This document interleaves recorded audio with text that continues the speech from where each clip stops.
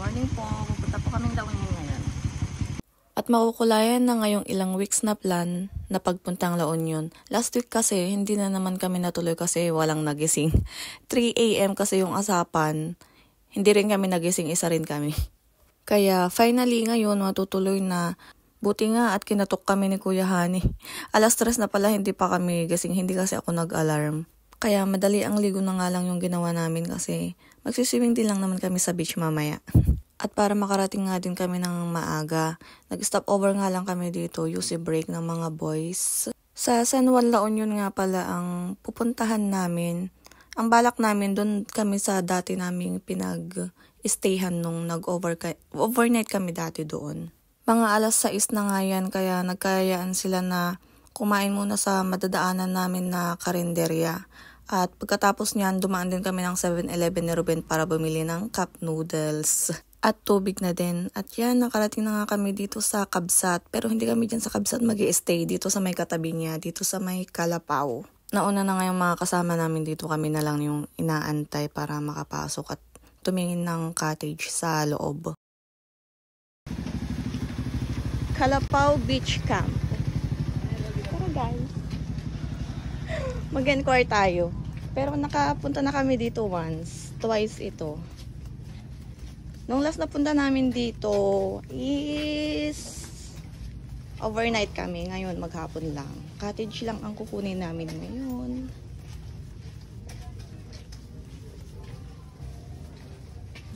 Wala talagang kanubig? Chinelas? Meron, ito lang. Sapatos yan eh. Chinilas ba yan? 375 per couple. Pinagkukwenta iti Kuwa Cottage. Pagugudwaan. Pag ka mag-enjoy, agbayad pa yung cottage. Pag kalatan ni. Ang pagbayad ko. Ayun eh. Mabusot tila pa yun, naging marites. Sabay Oh, ni short. 375. Sando. Ulot.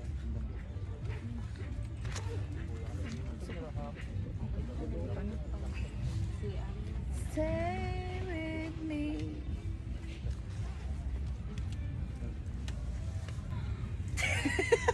Huwag nyo nang isama si Robert Pangasiyo.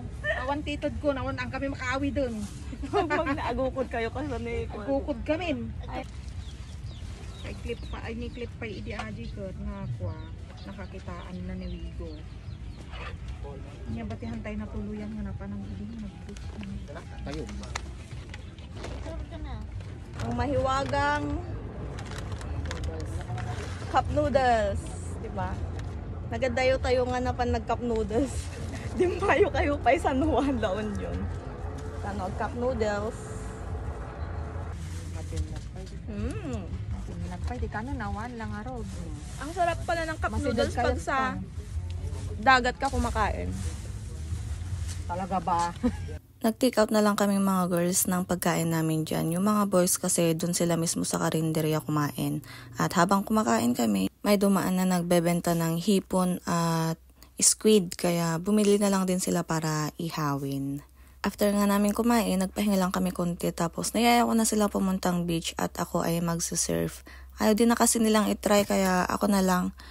Actually, second time ko na to na matatry mag-surf. Last year yung first time ko. Mahirap siya pero nakaka-enjoy naman. Mahirap naman talaga lahat sa umpisa, diba guys? Bago kami lumusong sa tubig, i-demo muna ni Kuya kung paano yung position ng paa, ng kamay, at kung paano yung pag-angat ng katawan pag andyan na yung alon. At kung paano mo siya i-balance, yung surfboard. Ang daming ang turista ngayon dito sa San Juan. Weekends kasi kaya siguro karamihan. Marami kaming kasabayan kanina na pumapasok. At meron na ding mga nagsisiwa. Siguro mga nag-overnight na yun. Talaga nga namang dinarayo ang San Juan La Union dahil sa kanyang mga naglalakihang alon. Lalo na yung mga mahilig mag-surf, yung mga surfer. Ito yung mga gustong-gusto nilang puntahan. Kaya hindi tayo magpapahuli para itry ang surfing. At tara na nga guys, samahan nyo akong mag-surf. Tignan nyo kung paano ako matumba-tumba dyan, ihampas-hampas ng alon.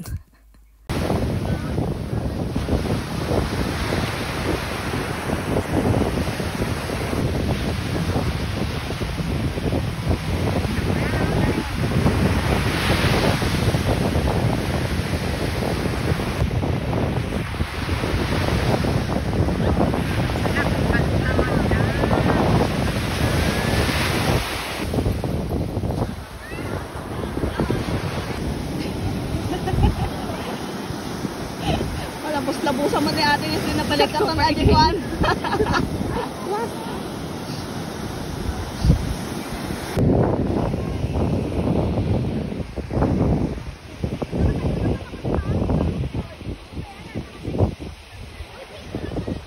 Nagpapahinga na nga kami dyan habang yung iba nagsisiligo na dahil 2:00 mag-out na kami dito. Hanggang 2:00 lang kasi yung stay namin dito. Buti talaga nadala ko tong beach sleeper namin kasi sobrang init ng buhangin. Pauwi na kami, tapos na yung 7 hours.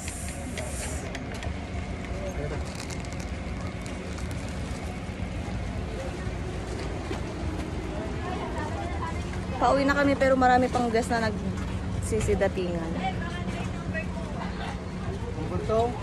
Ang init. Yes, ano sa'yo? 7 kami nakarating dito. Uwi namin ngayon 2:00. 7 hours din yung stay namin.